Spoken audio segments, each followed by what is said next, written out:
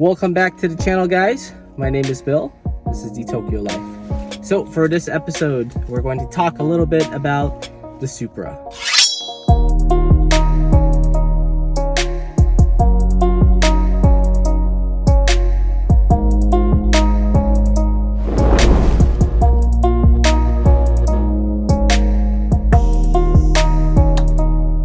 So it is a 98 Quicksilver Series 2. It's a RZ-S, so it is the twin turbo.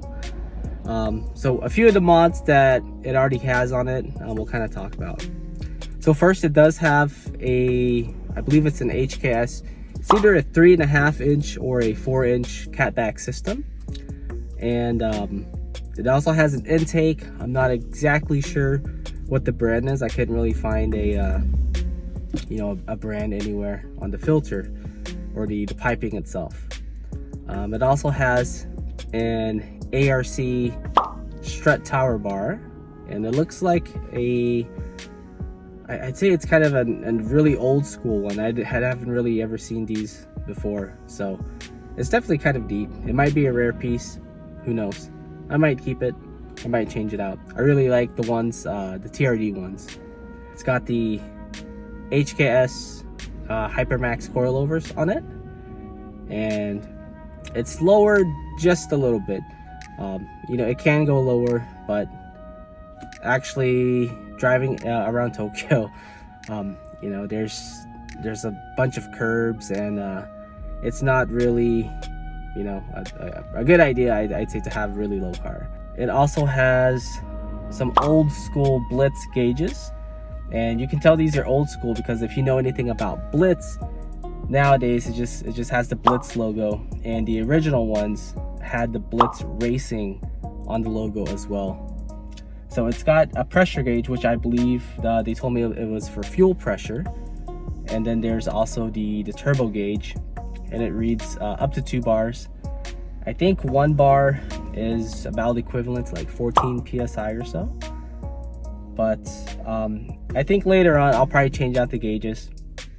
I really like the AEM digital boost gauge, and maybe an AEM wideband gauge as well, if they make those in the 52 millimeter. Let's see. It's also got some TRD accessories. So TRD oil cap over here. It's got a nice TRD odometer.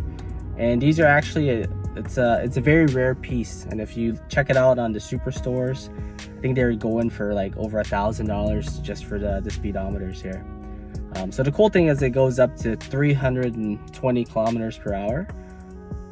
However, I'm not really sure what that is in miles per hour. I'll have to convert that.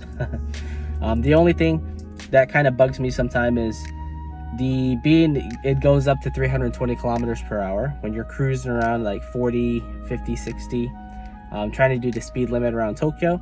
It's kind of hard to really gauge because those numbers are so low and they're so close to each other on the speedometer. All right, it also has a very old school TRD Sports semi-bucket racing seat. So that's what I'm sitting in right now. You can kind of see behind me. I'll get a better shot of it as well. Got the TRD Sports logo, 2 of these little holes with some plastic. It really reminds me of like those seats that you sit in when you're like in at the arcade. That's what it kind of feels like, but definitely a 90s feel to it. Old school.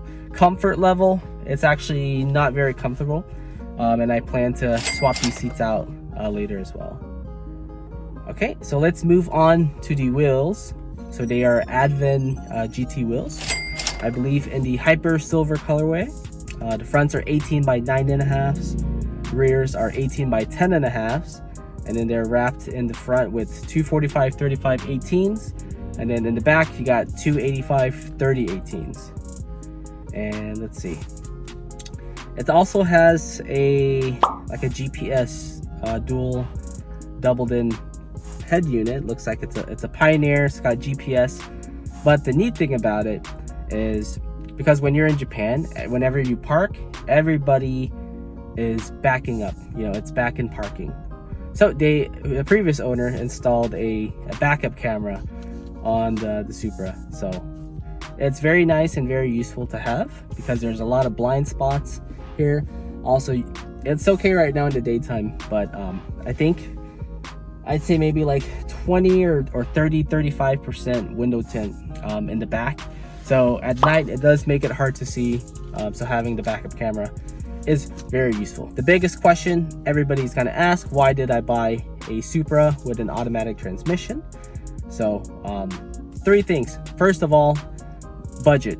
I think if you look around nowadays, even in Japan, Supras are just going up in prices, and you know, the cheapest one you can probably get would be a NA automatic, sometimes an NA with a 5-speed, but that's the W58, not the GetRag V161 or the V160.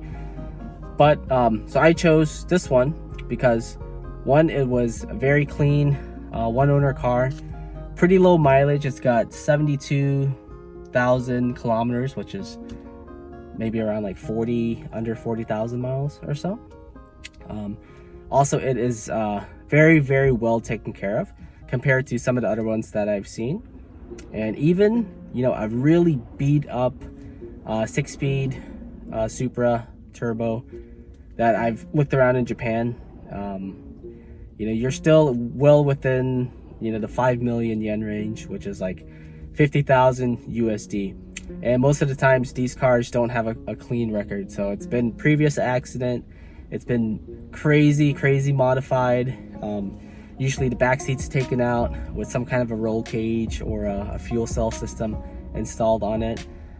So what I wanted was something almost, you know, stock, very well good taken care of, and something that I can keep for a long time to modify, you know. And actually, the cool thing about this automatic is it is a Series 2, and it was equipped with the Tiptronic, which I believe none of the US Supras ever received.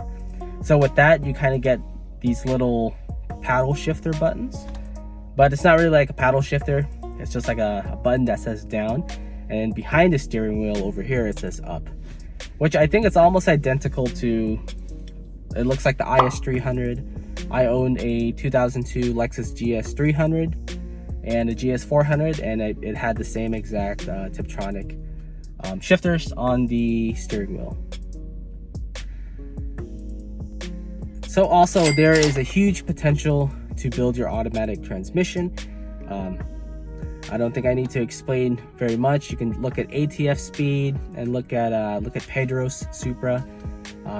You know, his channel's the Baltic Racing Supra, I believe, and he's putting, you know, massive power down, and it's just a built stock automatic transmission from the Supra.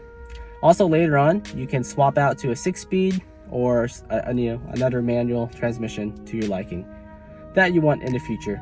From what I've been seeing, prices of not just Supras, but I think just JDM cars in general, you know, the R34s or any of the Skylines, GTR and non-GTRs, GTTs, Silvias, you know, RX-7s, they've been skyrocketing. So I really just wanted to find a Supra, lock it in right now, you know, and be good, because I'm afraid if I wait till I find my dream 6-speed Supra, you know, clean, non-abuse for, I probably couldn't even find it for, you know, under 5 million yen. It would be, you know, almost impossible.